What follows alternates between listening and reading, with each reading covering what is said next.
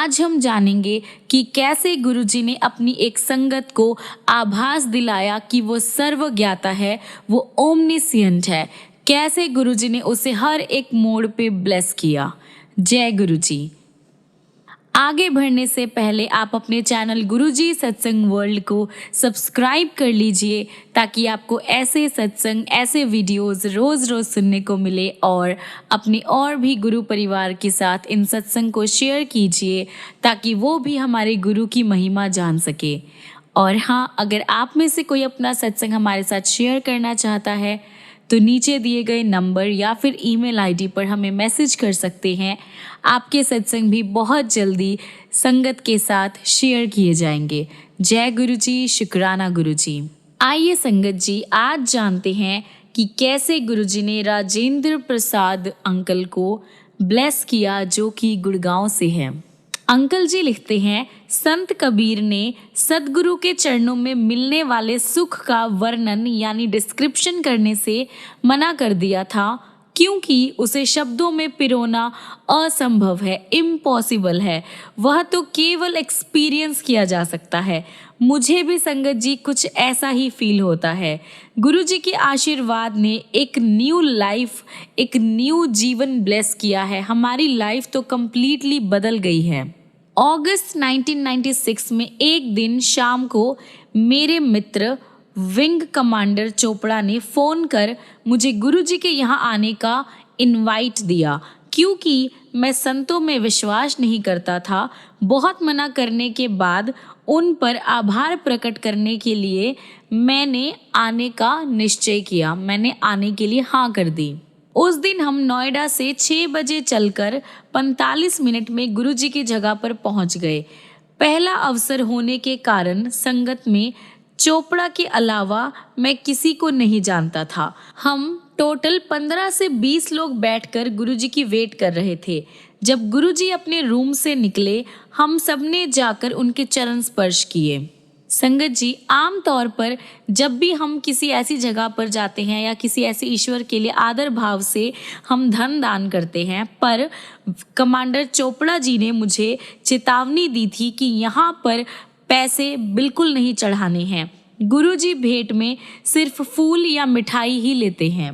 फूल सजाने के काम आते थे और मिठाई को गुरुजी प्रसाद के रूप में संगत में बांट देते थे। चोपड़ा ने मेरी इंट्रोडक्शन गुरुजी से करवाई। उसके बाद गुरुजी ने मेरी ओर मुड़कर देखा और पूछा कि मैं चंडीगढ़ कब जा रहा हूँ। मैं थोड़ा सा अचंभित हो गया, क्योंकि चोपड़ा को इस बारे में कुछ नहीं पता था और पता होने पर भी बताने का तो समय ही नहीं मिला था। लेकिन गुरुजी को मेरे बारे में चोपड़ा द्वारा दिए गए परिचय में अधिक ज्ञान था, मतलब उसमें थोड़ा बहुत बता दिया गया था। अपने जो सरप्राइज था या जो शौक था उसको कंट्रोल में रखते हुए मैंने गुरुजी को जवाब दे दिया। गुरुजी ने जानना चाहा कि मैं वहाँ पर कहाँ रहता हूँ। मैंने उनको बताया कि मैं एक पुलिस अधिकारी श्री पीपी सिंह के घर पर रहता हूँ। गुरुजी ने कहा कि वह उनकी पुरानी संगत है, मैं उन्हें दिल्ली आकर गुरुजी से मिलने के लिए कहूँ। गुरुजी के रहस्य और उनकी बातों के बारे में जानने के लिए जो मेरी एक जिज्ञासा थी, जो मेरी एक अंदर से एंग्जाइटी थी, वह बढ़ गई थी। वहाँ बैठने पर हमें प्रसाद के रूप में चाय दी गई। गुरबानी के बहुत ही प्यारे शब्द चल रहे थे और वातावरण या एनवायरनमेंट बहुत ही प्योर था। कुछ देर बाद गुरुजी ने मिठाई बांटनी शुरू कर दी और उसकी मात्रा ने मुझे काफ़ी ज़्यादा अचंभा कर दिया। उठाने और देने के लिए गुरुजी केवल अपने राइट हैंड का यूज़ कर रहे थे, पर जिनको प्रसाद मिल रहा था उनको तो दोनों हाथों से भी संभालने में दिक्कत हो रही थी। लेकिन गुरुजी का हाथ जो है, वहाँ बैठे संगत में कितने ही ऐसे लोग थे जिनसे छोटा होगा, पर जिनके बड़े हाथ थे वह भी दोनों हाथ से प्रसाद को संभाल नहीं पा रहे थे। प्रसाद 2-3 बार बंटने के बाद जिसकी जो क्वांटिटी थी वो पर पर्सन ½ kg रही होगी, उसके बाद गुरुजी ने लंगर बांटने के लिए आदेश दिया। उस समय ऐसा लग रहा था कि पेट में कुछ और खाने की जगह नहीं है, लेकिन जब तक लंगर लगा तब तक फिर से भूख लगने लगी थी। मुझे ऐसा लगा कि जो गुरुजी का प्रसाद और लंगर है यह कोई चमत्कार नहीं है, सामान्य ही है, मतलब नॉर्मल ही है। पिछले 5 सालों से मैंने अपना कुछ खाने पीने का और रहन सहन का एक रूटीन बनाया हुआ था जिसको मैं रोज़ फॉलो करता था। सुबह उठने के लिए जल्दी मैं 9:30 बजे सो जाया करता था, लेकिन गुरुजी अपनी संगत को अपने जो नियम के जो अपना टाइम होता था, जो टाइम उन्होंने डिसाइड किया है, उसी टाइम पे वह आज्ञा देते थे। उस दिन वहाँ आधी रात के बाद तक रहे हम और कोई 1 बजे नोएडा के लिए चले। यह समय मेरे शरीर की जो एक रूटीन टाइम था वह मेरा बिगड़ चुका था, लेकिन मुझे आदत नहीं थी कि मैं इतनी देर जाग सकता हूँ, पर मैं जाग रहा था। घर पहुँचने तक जो मेरी नींद थी वह मुझसे बहुत दूर तक थी। मुझे ऐसा फील ही नहीं हुआ कि मैं सोया ही नहीं हूँ। घर पहुँचने के तुरंत बाद ही मैंने अपने दोस्त पीपी सिंह को फ़ोन किया और उससे ये जानना चाहा कि क्या गुरुजी का कहा हुआ सही था। तो मेरे दोस्त को ये जानकर बहुत खुशी हुई कि मैं गुरुजी से मिलने एम्पायर स्टेट गया था। वह उनका पता जानकर भी काफ़ी ज़्यादा खुश हुआ, क्योंकि चंडीगढ़ से गुरुजी के जाने के बाद गुरुजी से उनका जो लिंक था वह टूट गया था। हमने काफ़ी खुश होकर अपनी बातों को ख़त्म किया। फिर मैंने अपने पहले दर्शन के बारे में अपनी वाइफ के कुछ प्रश्नों का जवाब दिया और इस प्रकार एक जो मेरा बहुत ही इम्पॉर्टेंट दिन था वह ख़त्म हुआ। अगले दिन चोपड़ा ने मेरे आने के बारे में मुझसे सवाल किया तो मैं तुरंत मान गया। गुरुजी की शरण में हमने शब्द, प्रसाद और लंगर का आनंद उठाया और फिर गुरुजी ने मुझे गुप्ता से संबोधित किया, मतलब गुप्ता कहकर बुलाया। घर पर जब मैंने यह बताया तो मेरे बच्चों ने सोचा कि पॉसिबल है कि गुरुजी को गलती लगी होगी और वह मेरा नाम भूल गए होंगे। फिर मैंने बच्चों को अपने कॉलेज के दिनों का एक ब्लड डोनेशन कार्ड दिखाया। उन्हें पहली बार पता लगा कि मैं गुप्ता लिखा करता था और मैं अपने काम शुरू करने के बाद ही मैंने अपना जो सरनेम था उसको सिंगला में कन्वर्ट किया था। गुरुजी ने सिद्ध कर दिया कि उनसे कोई भी बात छिपी हुई नहीं थी। मेरी वाइफ और बच्चों ने अगली बार साथ चलने की मन में इच्छा जताई और हम सब एक साथ गए। उनके दर्शन करते हुए 1 वीक से भी कम टाइम के अंदर गुरुजी ने मुझे मेरी वाइफ के साथ चंडीगढ़ जाकर पीपी सिंह और उनके परिवार से मिलने को कहा। गुरुजी की आशीष से हमारी जो यह ट्रैवल थी वह सफल रही। गुरुजी के शरीर से एक ऐसी खुशबू आती थी संगत जी, जिसका मैं वर्णन नहीं कर सकता। चंडीगढ़ तक की पूरी ट्रैवलिंग में मुझे यह खुशबू आती रही। चंडीगढ़ में हमारा अधिकतर जो टाइम था, मोस्ट टाइम जो था वह गुरुजी की बातों में ही निकल गया। जब हम चलने को हुए तो हम सब गुरुजी की गुलाब पुष्पों वाली खुशबू में डूब गए। जैसे गुरुजी तो खुद 250 किलोमीटर की दूरी पे थे, पर खुशबू तो हमारे साथ ही थी गुरुजी की। गुरुजी को समझ पाना संभव नहीं है। उनकी कृपा से ही हम उनके एक अत्यंत सरल भाव को, उनकी जो मन की इच्छा होती है वो हम समझ सकते हैं, अगर गुरुजी चाहे तो। गुरुजी ने जो भी मुझे एक्सपीरियंस करवाया है उससे स्पष्ट है कि ये जो खुशबू है वे उसका एक जवाब है कि गुरुजी वहाँ पे प्रेजेंट है। कभी भी कहीं भी जो भी गुरुजी को याद करता है या उनसे हेल्प की पुकार लगाता है तो वह उसको हेल्प ज़रूर करते हैं, उसका साथ ज़रूर देते हैं। किंतु ये जो हम पुकारते हैं वो हमारे दिल से पुकार निकलनी चाहिए बस। गुरुजी ने कितने ही संगत को ड्रीम्स में भी दर्शन दिए हैं, लेकिन उनकी इच्छा के अगेंस्ट आप कभी भी उन्हें ड्रीम में नहीं देख सकते। अगर वो चाहेंगे तो ही वह आपको ड्रीम में दर्शन देंगे। गुरुजी मेरी आटा मिल का इनॉग्रेशन करने निमराना आए थे। उनके साथ संगत के कुछ मेंबर्स भी आए थे। उनमें गुड़गांव के एक व्यापारी थे श्री मदन, जो अपनी फैमिली के साथ आए थे। उनकी बेटी जो जगह देखकर चिल्ला पड़ी और कहने लगी कि गुरुजी ने यह पूरा संदर्भ उसे कई महीने पहले एक ड्रीम में दिखाया था। किसी भी संगत के लिए गुरु की जो सेवा है वह बहुत ही एक प्रसन्नता का एक सौभाग्य वाला मतलब सौभाग्य की बात है कि हमें अपने गुरु की सेवा करने का मौका मिला। लेकिन गुरुजी ये मौका भी हर किसी को नहीं देते थे। एक बार गुरुजी ने मुझे अपने घुटनों से टखनों तक मालिश करने को कहा। उसे करते हुए मैं इतना ज़्यादा इमोशनल हो गया और बहुत ज़्यादा खुश हुआ कि इसका वर्णन करना या बातों में बताना भी ना असंभव है, इम्पॉसिबल है।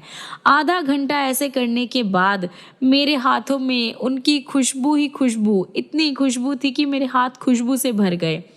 वह जो खुशबू थी वह मेरे हाथों में 24 घंटे से भी ज़्यादा रही। और कुछ चमत्कार भी हुए संगत जी।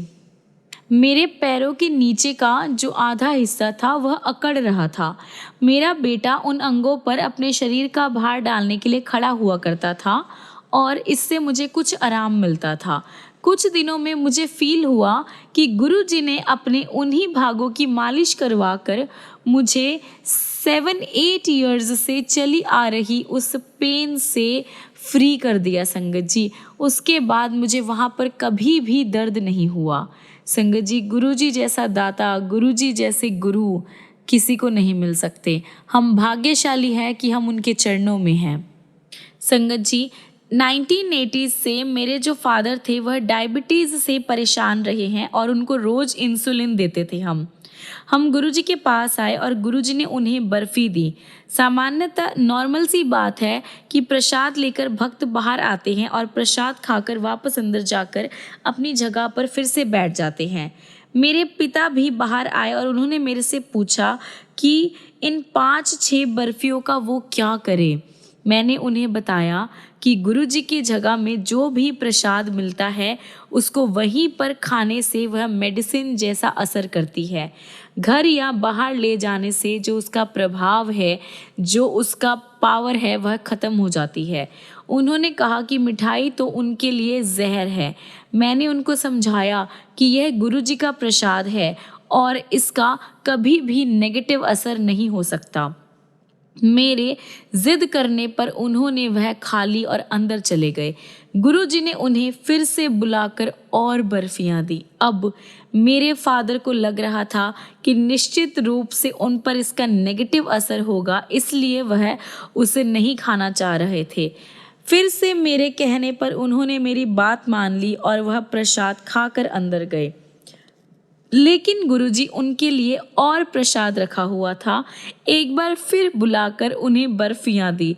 तीसरी बार बर्फियां खाने तक मेरे फादर लगभग आधा किलो बर्फियां खा चुके होंगे। उन्हें पूरा विश्वास था कि वह गंभीर रूप से बीमार पड़ने वाले हैं और उनके शुगर का जो लेवल है वह पिछले 15 साल के बराबर की मिठाई, मतलब जो उन्होंने पूरे 15 साल में खाई होगी, वह इन 4 घंटे में खा ली और उनका जो अब लेवल है वो बढ़ जाएगा। हम घर गए और उन्होंने मुझे सुबह 5:30 बजे फ़ोन करके कहा कि उनके शुगर का जो लेवल है वह 130 था। इतनी बर्फियां खाने के बाद भी वह 120 था। इससे पता लगता है कि गुरुजी के स्थान पर दी हुई कोई भी चीज़ अपने जो असली रूप है वह असली रूप नहीं देती, वह एक प्रसाद का रूप है, वह एक प्रसाद की तरह काम करती है। मेरे फादर डायबिटीज़ के साथ साथ हार्ट डिजीज़ से भी परेशान थे। एक बार रात को उनको हार्ट में पेन हुआ, जहाँ पे चेस्ट है वहाँ पे उनको दर्द हुआ। उन्होंने उसके बारे में ज़्यादा ना सोचते हुए मालिश और गर्म पानी की बोतल से दर्द को कम करने का ट्राई किया। किसी तरह उन्होंने रात तो निकाल दी, लेकिन कंडीशन जो थी वो काफ़ी ख़राब लग रही थी, तो उन्होंने मुझे सुबह फ़ोन किया। जब मैं उनके पास पहुंचा तो उनकी कंडीशन देखकर हम उन्हें शीघ्र ही हॉस्पिटल ले गए। जब उनकी एग्जामिनेशंस हुए, एनालिसिस हुए, तो उसमें पता लगा कि रात को उन्हें दिल का दौरा पड़ा था और डॉक्टर्स ने उन्हें हमें बताया कि हमने हॉस्पिटल लाने में देरी कर दी थी। लेकिन फिर भी जो भी एग्जामिनेशंस हुई, सब कुछ हुआ, उसके बाद डॉक्टर्स ने हमें कहा कि इनका बाईपास करना पड़ेगा। उनको डायबिटीज़ होने के कारण ये सर्जरी जो है काफ़ी क्रिटिकल हो सकती थी, क्योंकि ऐसे जो जिनको डिज़ीज़ होते हैं उनको ठीक होने के लिए टाइम लगता है और कोई जो उपाय था, कोई भी और इलाज नहीं था उनका। तो फिर हमने डॉक्टर्स से डिसाइड करके उनकी सर्जरी शुरू करवाई। थोड़ी सी ही टाइम में सर्जरी के अरेंजमेंट्स करना इजी नहीं थे। उसके बाद जिस तरह से जो डॉक्टर्स के जो स्टाफ थे, नर्स थे, जिस तरह से उन्होंने हमारी हेल्प करी, ये हमारे गुरुजी की ही ब्लेसिंग्स थी। सबसे पहले तो ऑपरेशन के टाइम जो ब्लड चाहिए था वो कम था। उस टाइम एक डॉक्टर ने अपना ब्लड देने के लिए हमें हाँ करी। उसके बाद सर्जरी के लिए जो डॉक्टर इंडिया में सिर्फ 10 से 12 दिन ही रहते थे महीने में, वो उनके अंडर जो ऑब्जर्वेशन थी उनकी सर्जरी हुई। फिर मेरे फादर की जो सर्जरी थी वह बिना किसी प्रॉब्लम के ख़त्म हुई और जब उन्हें होश आया तो वह सर्जरी से पहले की जो रिपोर्ट्स थी वह देखना चाहते थे, क्योंकि उन्हें बाईपास सर्जरी के बारे में कुछ नहीं पता था।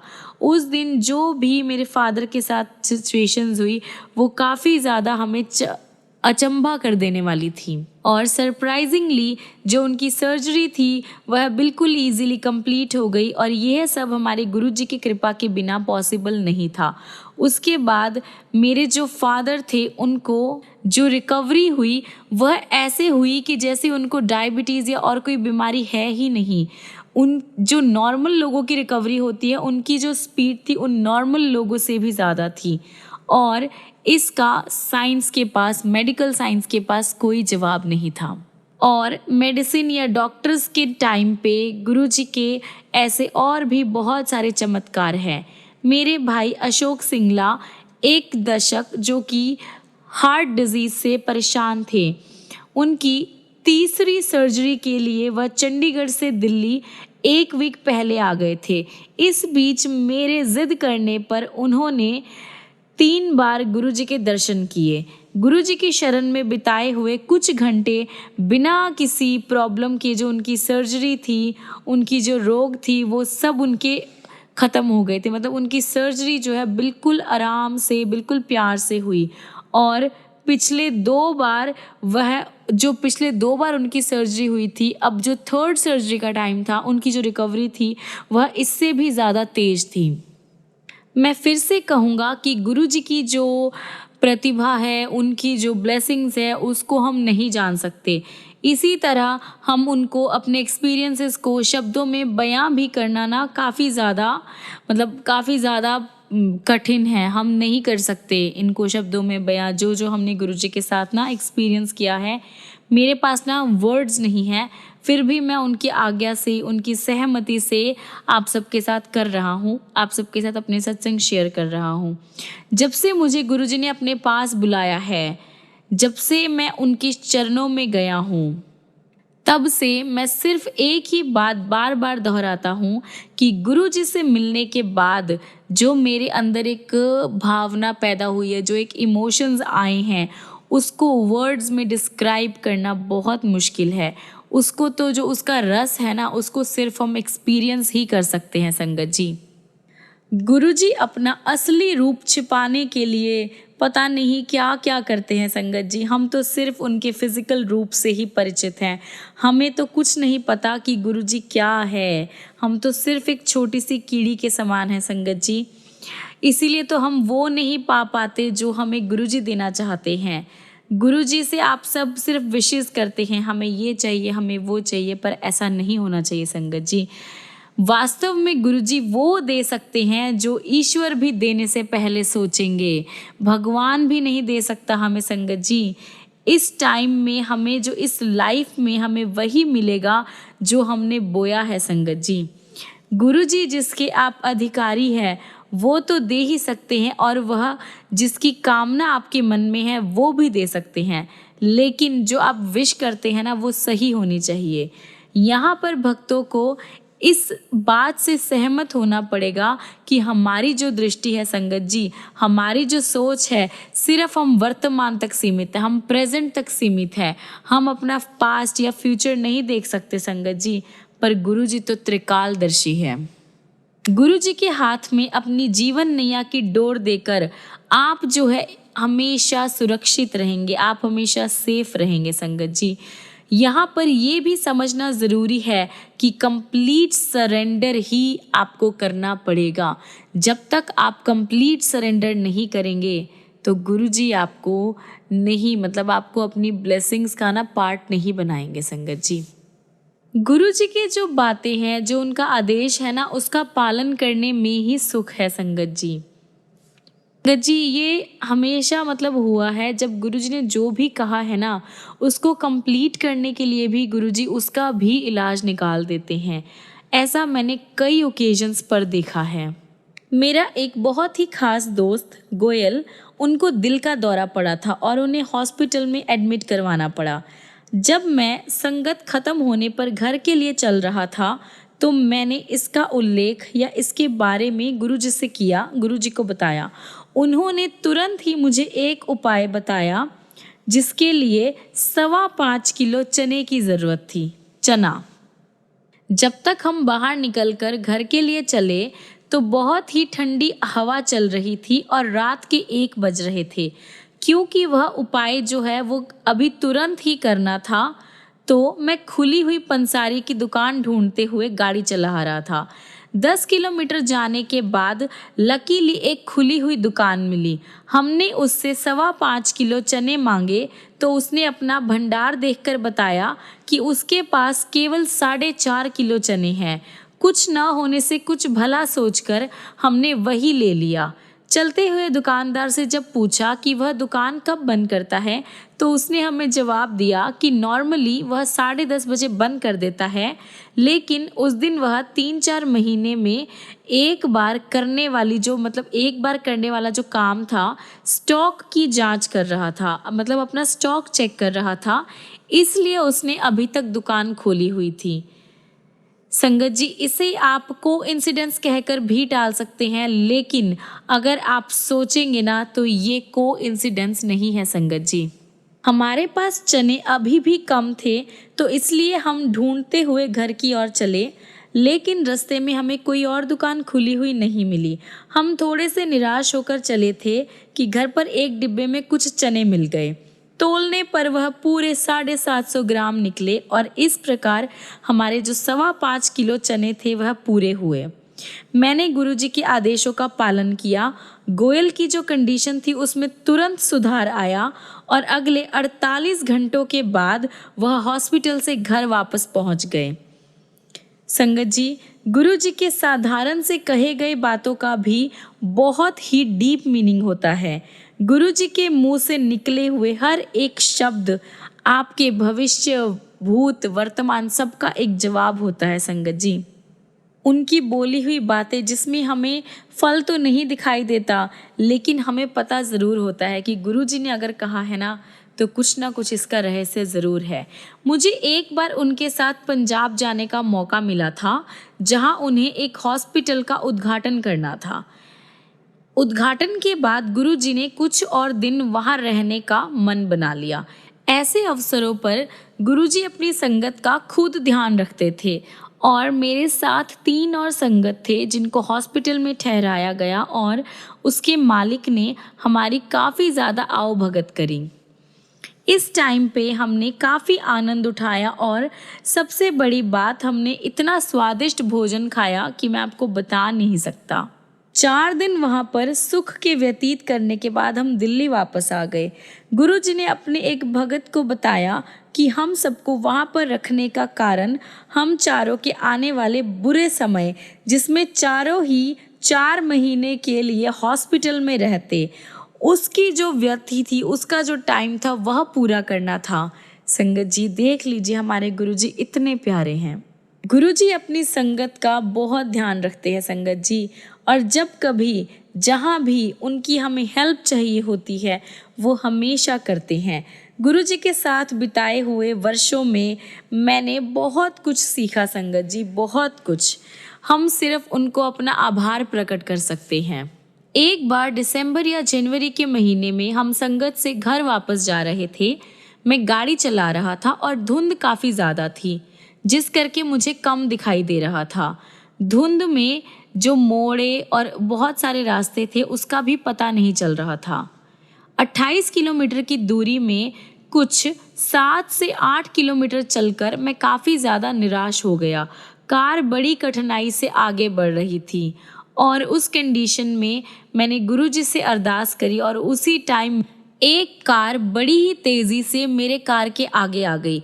यह जाने बिना कि वह गाड़ी कहाँ जा रही है, मैं उसके पीछे पीछे ही चलता रहा। 40 से 45 मिनट जब मैं उसके पीछे चलता रहा, उसके बाद धुंध थोड़ी सी कम हुई और हमें पता लगा कि हम नोएडा पहुंच गए हैं। घर से कोई आधा किलोमीटर पहले वह कार लेफ्ट मुड़ गई। संगत जी, इसी तरह गुरुजी ने हमें घर पहुंचने में भी मदद करी। संगत जी, गुरुजी के साथ बहुत सारे एक्सपीरियंसेस हुए हैं। हर दिन हमें अनेक छोटी बड़ी सिचुएशंस थी, उनसे हमें बहुत कुछ सीखने को मिला, जहाँ पर गुरुजी की दया जो है हमेशा हमारे ऊपर रही है। कष्ट हमारे ऊपर आते थे, पर उन कष्टों का क्या कहें, जिन्हें गुरुजी समाप्त कर देते थे, जिन्हें गुरुजी हमें पता भी नहीं लगने देते थे और हमारे ऊपर आने से पहले ही उन कष्टों को ख़त्म कर देते थे। एंड में मैं गुरुजी से यही निवेदन करूँगा कि जो भी संगत है, जितना भी हमारा परिवार है, गुरु परिवार है, गुरुजी हमें अपने चरणों में ही रखे और जो भी हमसे भूल चूक हुई हो, अनजाने में जो भी हमसे गलती हुई हो, गुरुजी उन्हें माफ़ करें। जय गुरुजी, शुक्राना गुरुजी। संगत जी, अब मैं अपना सत्संग यहीं पर विराम देता हूँ। बस आप सबसे विनती है कि आप गुरुजी के चरणों में अरदास लगाइए, उनसे शुक्राना करिए, उनसे कंप्लेंट्स ना करिए। जय गुरुजी। आइए संगत जी, हम अपने सत्संग को यहीं पर विराम देते हैं और विराम देने से पहले गुरुजी का मंत्र जाप करते हैं। ओम नमः शिवाय, शिवजी सदा सहाय। ओम नमः शिवाय, गुरुजी सदा सहाय। ओम नमः शिवाय, शिवजी सदा सहाय। ओम नमः शिवाय, गुरुजी सदा सहाय। ओम नमः शिवाय, शिवजी सदा सहाय। ओम नमः शिवाय, गुरुजी सदा सहाय। ओम नमः शिवाय, शिवजी सदा सहाय। ओम नमः शिवाय, गुरुजी सदा सहाय। जय गुरुजी, शुक्राना गुरुजी। जय गुरुजी। संगत जी, मिलते हैं अगली वीडियो में अगले ऐसे ही चमत्कार लेकर, ऐसे प्यारे प्यारे सत्संग लेकर। तब तक गुरुजी आपकी लाइफ को खुशियों से भर दे, आपको ब्लेसिंग्स देते रहें। आपकी लाइफ में जो भी प्रॉब्लम आए, पर आप उनसे डरिए नहीं, बस गुरुजी से अरदास लगाते रहिए। गुरुजी हमेशा आपके साथ रहे और आपको अपने चरणों से जोड़े रखे। संगत जी, जय गुरुजी, शुक्राना गुरुजी। जय गुरुजी संगत जी।